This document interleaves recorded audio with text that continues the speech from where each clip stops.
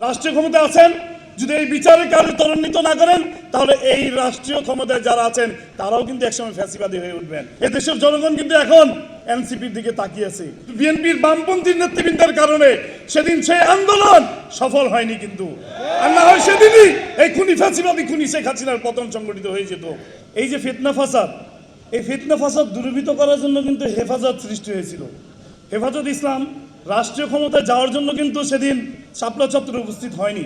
কিছু কথিত ব্লগার ভারতীয় মদতপুষ্ট এই ফ্যাসিবাদ খুনি শেখ হাসিনার শাসনামলে 90% মুসলিম অধ্যুষিত রাষ্ট্রে মুসলমানদের মধ্যে ফিতনা ফাসাদ সৃষ্টি করার জন্য কিছু ব্লগার আল্লাহ এবং রাসূলকে নিয়ে বিভিন্ন ধরনের কটূক্তি করেছিল।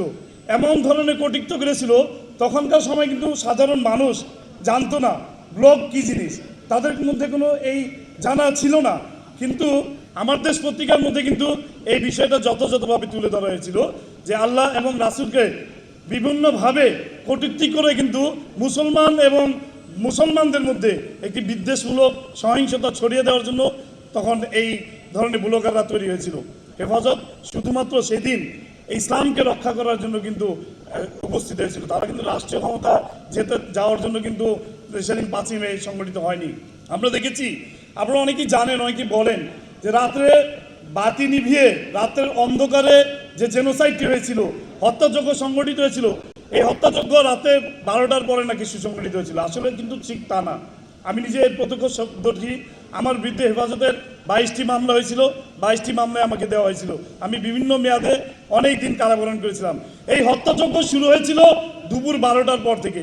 শান্তিপ্রিয় মুসলমান ভাইরা দেশ বিদেশ থেকে যখন দেশে থেকে বিভিন্ন জায়গা থেকে যখন শান্তিপূর্ণভাবে মিছিল নিয়ে অংশগ্রহণ করেছিলেন, ঠিক তখনই বাইতুল মুকাররমের মূল প্রদেশ পথে তৎকালীন আমার মনে আছে ঢাকা মহানগর দক্ষিণের স্বেচ্ছাসেবক লীগের সভাপতি দেবাশিসের নেতৃত্বে তখন সন্ত্রাসীরা, পুলিশরা ঐক্যবদ্ধভাবে সাধারণ মুসল্লিদের উপরে হামলা চালিয়েছে, হত্যাযজ্ঞ চালিয়েছিল। আমি দেখেছি তখন একের পর এক লাশ যাচ্ছে, শুধু একের পর এক লাশ যাচ্ছে। শান্তিপূর্ণ কর্মসূচির মধ্যে এত লাশ কেন? তখন থেকে শুরু হয়েছিল হত্যাযজ্ঞ, 12টার সময় থেকে শুরু হয়েছিল।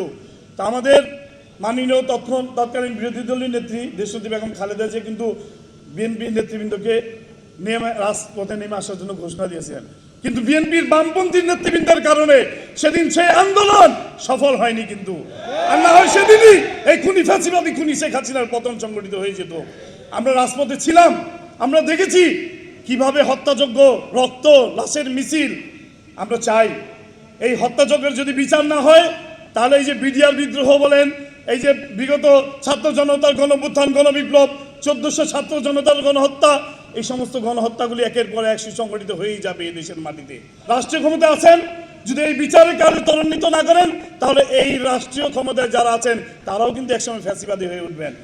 বিচার এই বাংলার মাটিতে হওয়া দরকার। ছাত্র জনতা গণঅভ্যুত্থানের মহানায়ক যিনি নেতৃত্ব দিয়েছেন, যাদের নেতৃত্বে আজকে বাংলাদেশ ঐক্যবদ্ধ হয়েছে, সুসংগঠিত হয়েছে, এদেশের জনগণ কিন্তু এখন এনসিপির দিকে তাকিয়েছে।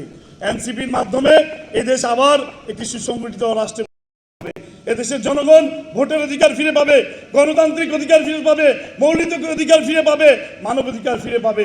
এই এনসিপির দিকে কিন্তু সারা দেশের জনগণ তাকিয়েছে।